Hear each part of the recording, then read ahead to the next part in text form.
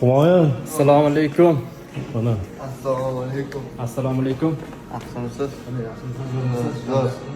Charchamayapsizmi? Zo'r. Gazim bosing bir akam bilan. Videosi ham topmang. Senga motivatsiya bergani keldi. Motivatsiya. Motivatsiyani zo'ri suv kabi bo'linglar. Suv kabi.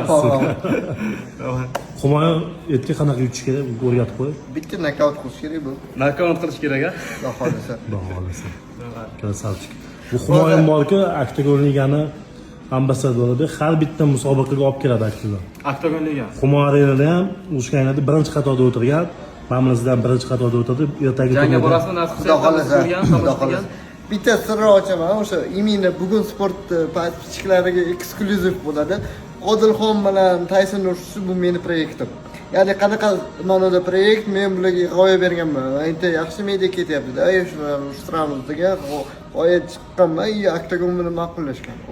Bugun sport uchun eksklyuziv bo'ldi. Endi Taysonga yana bitta proyekt qilib olish kerak. Bu juda sal odamlar zerikib qoldi. Kim bilan urishtiramiz? Ko'rish kerak.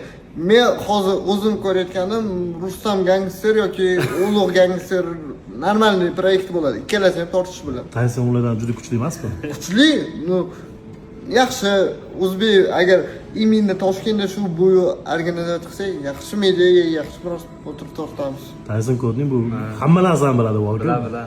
Mendan aqlli bu bola. Jani zamon bo'lsin aka. Xudo xohlasa bo'yinni polga padeshkada bo'ladi yo'q. Xudo xohlasa. Motivatsiya berib Humoyun bunga Taysonga. Nokaut qilish kerak, bayroq baland ko'tarish kerak. Inshaalloh, alhamdulillah. Hech kimni yo'limizga to'sqinlik qila olmaydi. Xudo xohlasa. Bundan keyin. Krasavchik. Formaga qaraydi, shu vesi yig'yapti, mana shu bomba bo'lyapti. Humoyun xullas Oktagon 73 ga yetib keldi.